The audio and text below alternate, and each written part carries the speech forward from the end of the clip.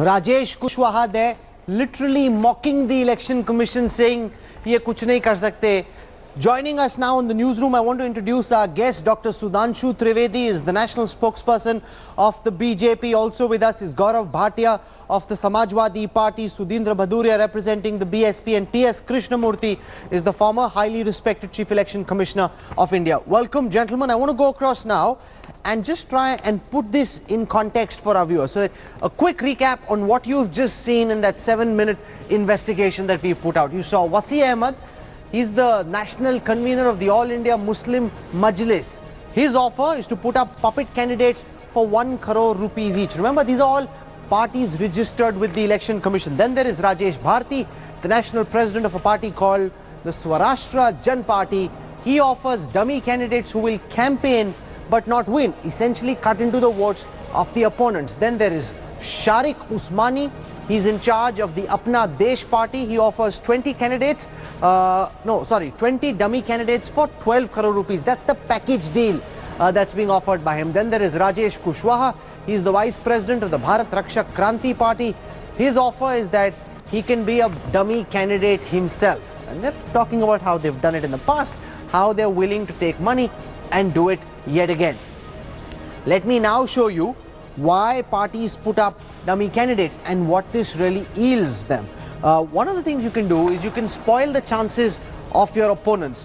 What you can also do is you can hedge election expense. Let's assume for a particular election rally you've hired 8 sumos. 4 can be shown against the name of the actual candidate who's fighting on a big party's ticket. 4 can be shown in the name of the dummy candidate. Who knows what they're being used for? The EC will never find out. Apart from this, you can also use these dummy candidates and have extra polling agents added to your campaign. You can add extra vehicles to the campaign. What you can also do is confuse voters. And I want to show you some illustrations of how dummy candidates have been used, or at least allegations have been leveled of dummy candidates. Because you've got, for example, in the recent election, let's take the case of Hema Malini.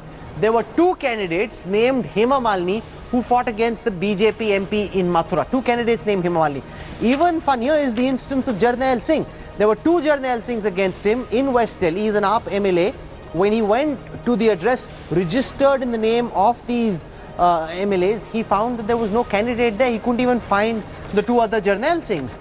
Similarly, Ajit Jogi's rival candidate Chandu Lal Sahu had 7 other Chandu Lal Sahus against him. You just confuse the voter. Who is this Chandu Lal Sahu? Who's the real one? Especially in areas with less levels of education, that can be very, very complicated. Congress's Sudhakaran fought against 2 other candidates with the same name in Kerala.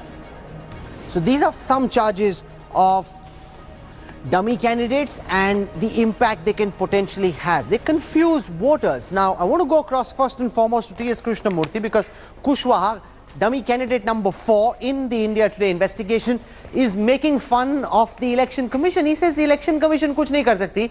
What business is it of the EC whether my candidate is fighting, whether he's real, whether he's a dummy, whether he's taking money, going out campaigning?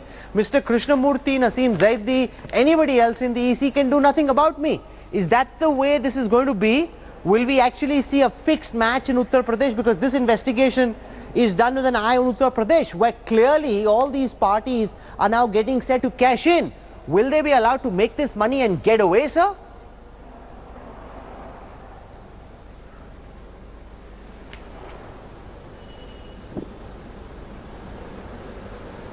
Do you hear me, Mr. Krishnamurthy? Okay, he says he can't hear me. Give me a moment. Okay, you hear me, sir? I can hear you. Yeah, now I can hear you. So my question to you is, Rahul, are these parties going to get away by making a mockery of Election Commission rules, by just vitiating the dance of our democracy, or does the EC have some power to come down on these people? Rahul, first of all, let me tell you, it is not merely mockery of the Election Commission, it is a mockery of the political system and election system that we have. Unfortunately, in a country like ours, we do not even have a law regulating the functioning, formation and the conduct of the political parties. Secondly, the first past post system that gives opportunity for such mushroom growth of political parties has also resulted in distorting the election process. I do agree that, for example, even without the party in Kerala, there are in a constituency we had Georges, PO George, 10 PO Georges. They don't need a political party. They can split the votes by having such similar names as number of candidates. So this system is wrong. The system needs to be corrected. We have suggested number of changes for the electoral reforms. Unfortunately, these have not been given any importance by the political parties because they seem to be thriving on the chaotic situation that we have today. You are saying that this can also be done with independent candidates, but I just want to put this in perspective for our viewers and explain why registered parties are actually more sought after. Yes, you can do this even if you are an independent candidate, but registered parties are more sought after because what registered parties have an advantage over is that they get preference when it comes to the allocation of symbols. Let me give you an example. For example, the Aam Aadmi Party has a symbol of a jhadu, a broom. Now, if I were to try and damage the AAP's prospects, I would pick something which looks like the jhadu. Let's take, for example, a torch with rays coming out in front. Now, if you actually look at a torch which has rays in front and you look at a jhadu, they look relatively similar. So, in the Juggi Jhopdi clusters, where the level of education is not particularly high, with a similar sounding name, there is a possibility that you can confuse some voters between a torch and a jhadu, because the torch also has rays in front, the jhadu has the broomsticks coming out, so you don't know whether it's the actual party that you want to vote for. So that's how this business of dummy candidates actually works. But Mr. Krishnamurthy, in the last instance, when India Today did a big investigation on Rajya Sabha elections being fixed, the Election Commission put out a censure. They had very harsh words for the candidates who'd been stung, willing to accept money, but they said at that time that the admission that you're willing to be corrupt is not equal to corruption. So is that the line you think the EC will take and get away with, or do you think Naseem Zaidi and the others in the EC will actually show some courage and say if these parties have been exposed asking for money to set up dummy candidates, they will be unrecognized? Do you think there is a case for these parties to lose their recognition? We do not have the election commission does not have the power to de-recognize any political party. Under the symbols order, a free symbol can be withdrawn if the free symbol can be withdrawn if there are violations of the model code of conduct. But as far as the expenditure is concerned, the expenditure monitoring needs to be tightened to see that the money that is supposed to be spent by a particular candidate is not used for another candidate. Okay, I want to bring in the political players joining us on this broadcast. First reactions from Sudhanshu Trivedi as the incumbent party at the center. You know, obviously all these parties will say we don't do this, it's the others who do this, but this seems, Dr. Trivedi, to be a very, very rampant problem. Do you have any suggestions on how Operation Dirty Politics can be fixed? What should be done?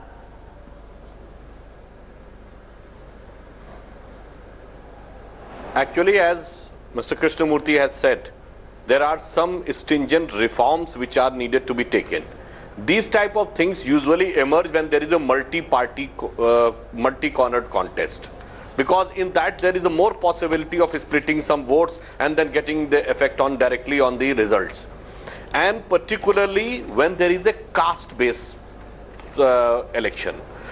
Because if you look at the entire history of recent decades, there are certain parties which emerge in this multi-layered society by focusing on one community, one caste and other things. So this has given inspiration or provocation or attraction towards the other players who want to become champion of one community or a smaller community or others. Then subsequently, if they do not succeed, then they indulge in these type of activities. And one of the reasons is most of the political parties in the country have become a private limited sort of company of one person or one family. Then most of the rules, regulations, other are set aside just on the whims of one person. So the entire political culture in the country has gone in a very wrong direction. And if we want to reform or define the structure of political party, it can only be after taking confidence all political parties. No, but you know, this only this ruling sounds party very cannot do it. interesting. I can give you but one so example, far you Rahul. haven't done anything, Sudhanshu Trivedi. I can give you if one you want to example. actually build, no, 1 second, Sudhanshu, you can't get away by mouthing platitudes. If you actually wish to build some consensus around bringing about change, give the EC some teeth so they can bite, so they can de-recognize parties, take action against them. You haven't taken a single step so far to try and build some consensus around that reform. So it's easy to sit back and preach. You're the government in power, you should be doing something about it. No, Rahul. Technically, by these type of things, if you want to take stern action, it's not easy that they can be sustainable in the court of law. Like, if somebody says that I want to kill you, he cannot have same punishment of killing a person. So that's why you yourself have referred a court judgment. So there are technical complexities. I give you one example. Our party is having an established constitutional norm that no party president can continue for more than 2 terms. Can other parties apply it? They are having a lifetime Can you party declare president. on behalf of your party, Sudhanshu Trivedi, that you will not put up dummy candidates? Dr. Trivedi, can you put up a simple declaration that in the UP elections we will not put up any dummy candidates? And I'll ask the same question around to others. If you begin by declaring, then let's see what the others have to say.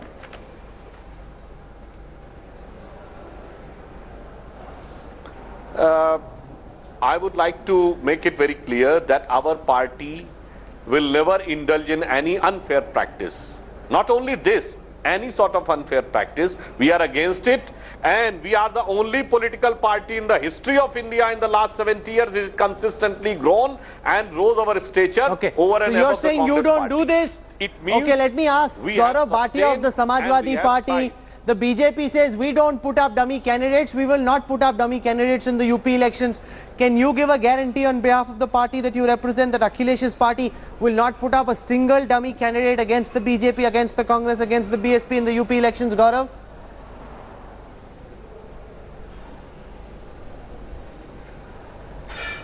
At the very outset, I will come to the main part of the discussion, which is making suggestions as to how to improve the political system and regarding electoral reforms. But you asked me a question, and on behalf of the Samajwadi Party, I can at the very outset at least assure all the viewers that Samajwadi Party has never fielded dummy candidates, and even in the 2017 elections we will not do so. But I would like to address the main issue that you are discussing tonight, Rahul. And I think the main issue is the powers of the Election Commission. Now, I was hearing a former Election Commissioner, Mr. Krishnamurthy, and he was talking about more powers to the Election Commission. Article 324 talks of very wide powers to the Election Commission. And now to crystallize these powers, there should have been an act that should have been brought by the ruling party. And I'm not talking about Congress and BJP here, but we know that there has been a legislative paralysis, and that is why you would remember the Supreme Court interfered in a landmark judgment where now all candidates have to file an affidavit declaring their criminal antecedents as well as and their also assets. if you And fudge then there was another expenditure, landmark judgment of the action can be Supreme Court taken. So saying it's that not as if anybody the EC who is convicted is totally powerless. Mr. Krishnamurthy, I just received an SMS from another former election commissioner who's watching. He says that And I have one more suggestion to make, a very important one, Rahul. Go on, Gaurav. One very important suggestion to make. See, the Election Commission is a constitutional body, and if the legislature is not doing its job, nothing stops the Election Commission from moving the Supreme Court and saying that these are the norms that are required for conducting free and fair elections. Okay, I hear you, but I want to go across to Mr. Krishnamurthy as well, because at some level this is farcical. Before I go across to Sudhindra Bhaduria, I can predict what he's going to say, that Behenji doesn't put up candidates against anybody. So now you've got the BJP saying we don't put up dummy candidates. You've got the Samajwadi Party saying we don't put up dummy candidates.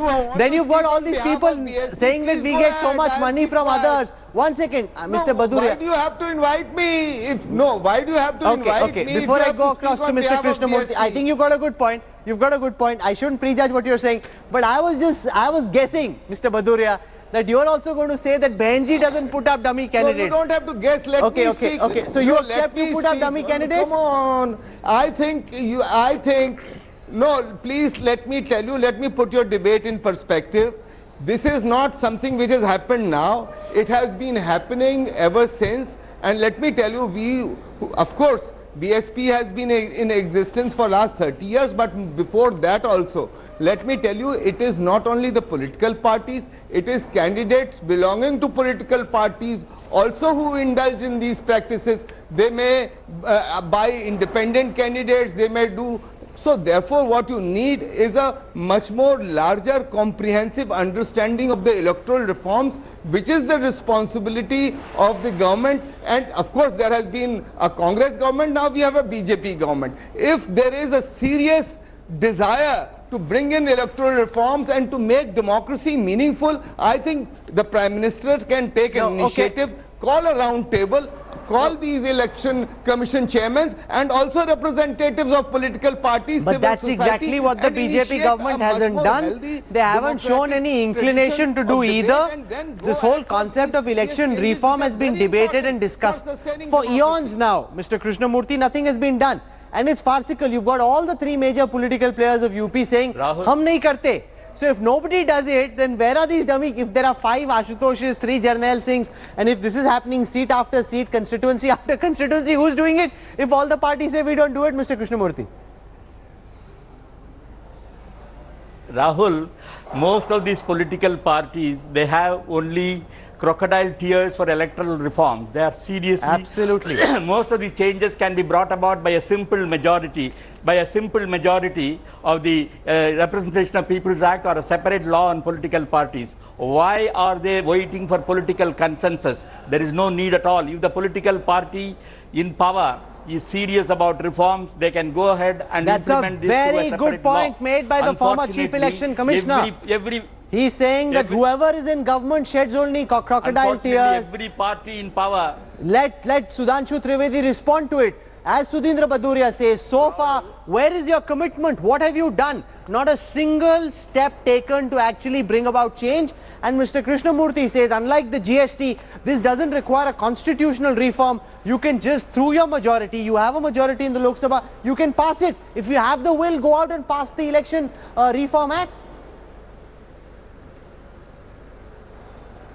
Absolutely. Rahul, with due respect to Mr. Krishnamurthy, I would like to differ slightly because there are 2 dimensions of a party. One is the legislature or parliamentary party, another is the political party. In constitutional, the legislative party and the parliamentary party is defined, and BJP has made certain amendments. You remember that the declaration of asset was brought down during our previous Vajpayee government. Anti-defection law, which was there in vogue since the time of Rajiv Gandhi, but it has been made much more stringent during our previous government. Even the restriction on the number of ministers, we have bought it because constitutionally we can bring restriction on the legislative and parliamentary party. Okay, I want final words from both Sudhindra Baduria and Gaurav Bhatia because both are disagreeing very strongly and want to come in and make quick interjections, starting with Sudhindra Baduria this time. Quick point, sir.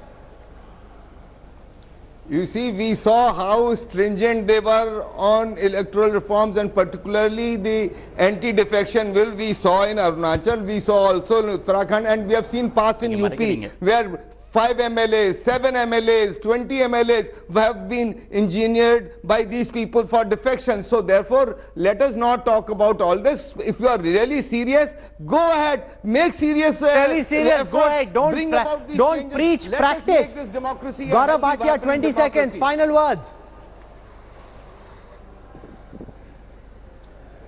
Yeah. My final point is that Sudhanshu ji is completely missing the point. Party constitutions are not law of the land. The parliament needs to enact a special act to bring electoral reforms, and that would become binding on all political parties and the citizens of the country. And that is why the treasury benches, especially the BJP, needs to fulfill its commitment to the people and should bring about an electoral reform after consulting all political parties. Okay, I'm going to leave it there. I think the real challenge is in seeing not whether spokespersons mouth platitudes, but whether the government actually takes action. And there the BJP, through majority, can actually pass these election reforms if they are serious. The Congress didn't do it. Let's see if the BJP does. We could have delayed this story till closer to the UP elections. The idea behind putting it out is so that the Chief Election Commissioner, his team at the EC and everybody else knows what's in the pipeline, so that if they have the will and intent, they come down hard. This is their opportunity. They cannot allow the dance of our democracy to be vitiated in this fashion.